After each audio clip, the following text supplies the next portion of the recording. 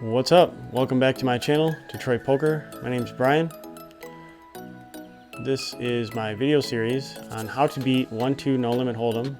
If you have not seen the previous videos, we're on episode number 8 now. So I'll put a card right up here and that'll take you back to episode number 1. The other previous episodes will be listed in the video description down below. So let's get into this video.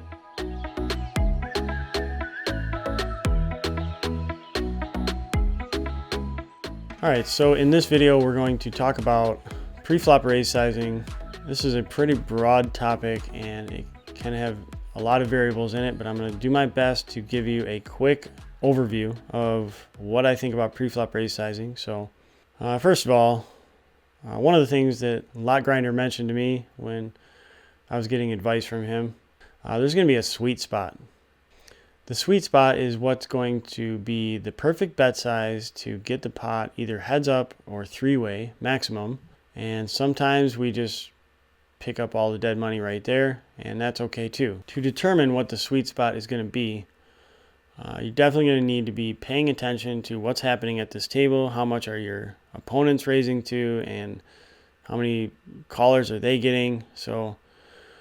But we're just going to start out from square one. Let's just say we sit down at a table and it's completely unknown to us. Unknown table and no one has entered the pot yet. I'm going to raise to $12. That is my starting number. And if everyone folds, that's not a good sign, because that means, like, generally in games where I raised $12 repeatedly and no one called, it was a shitty game. But it could have been a coincidence. But that is my starting point, is $12. So for example, if I raise to $12 and I get called in 5 spots, this is what I'm talking about with the sweet spot. Next time, first in, you're going to need to raise bigger. So instead of 12, you might want to go 15 or 17. So that being said, like, let's say, so the next time that you raise pre-flop first in, let's say you make it 17. But now this time everyone folds. Okay, well maybe that's a little too much. So dial it back, make it 15. My amounts that I would raise before the flop are 12, 15, 17, 20, 22, 25, and more if needed. I pretty much, the 12, 15, 17, and 20, that is, like, I don't raise to 16, I don't raise to 14, like, that's the numbers that I choose. I mean, it's a personal preference. So that being said, a common situation that's going to happen at 1-2 is you're going to be in late position and you're going to be playing lots of hands in late position, and what's going to happen is limp, limp, limp, limp, limp. That's what's going to happen. Every single hand, there's going to be 3 to 5 limps by the time the action gets to you. So now you have to determine, like, how much do I raise here? Like, your opponents, they may not even be raising, so you might not have a lot of information in this regard, but if there's 3 limpers into the pot already, I would probably make it no less than $17. I'd make it 20. And the factors I'm going to consider before I'm going to make this raise is, like, let's say we're in the cutoff, okay?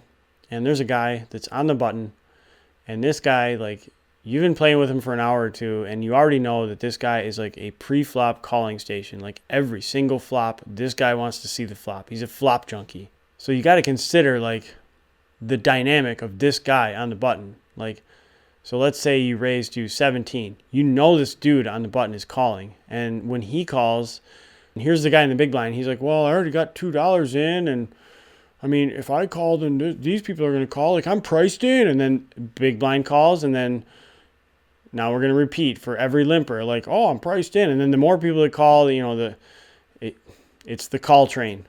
So this guy's going to start the call train. So that being said, if you know you got a player like that on your left and you don't want to go to a 5-way flop, like, make it bigger.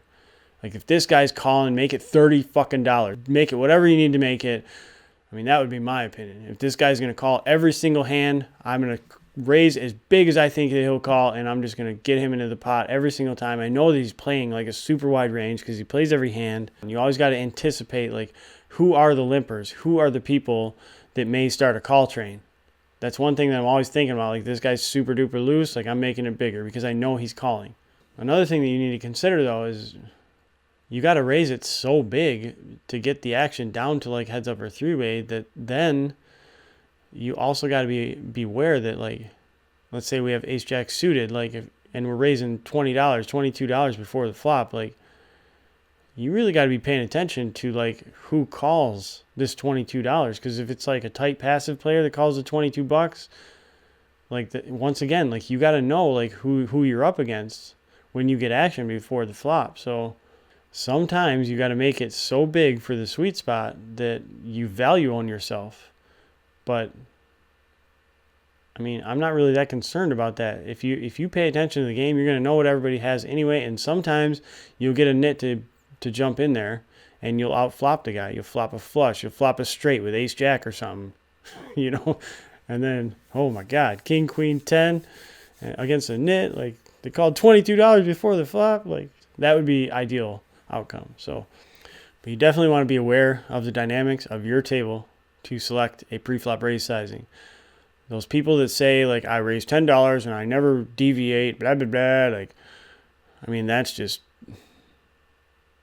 if I have aces and there's 5 limpers and I raise $10 every single time, like if you raise the $10, every single person on the table is going to call if there's 5 limpers. Dude, have you played one too? Do you see the shit that these people limp in? Like it is unbelievable, like what these people will limp out of position to try to see a flop with. So that, you know, you got to just be punishing these people, punishing them. So raise in position and try to select that sweet spot that's going to get it heads up or through A. That's pretty much all I have to say about this subject. I think I've already gone on long enough. The next 3 or 4 videos are going to be the conclusion of this video series. And at the end of it, I'm going to do a live stream where you guys will have an opportunity to ask me any questions that you have about any of the content that I posted and come hang out with me in real time, whatever. So tomorrow we're going to have episode number 9, and that's going to be about continuation betting. That's going to be out at 6 p.m. tomorrow. If you haven't done so already, you should definitely consider subscribing to the channel if you like these videos and you like my content. So I will see you tomorrow, guys, at 6. Oh, don't forget to give me a thumbs up if you like the video. And if you didn't like it, I guess you can put a thumbs down if you have to. It's not going to hurt my feelings. So I will see you tomorrow at 6 p.m., guys. Take it easy.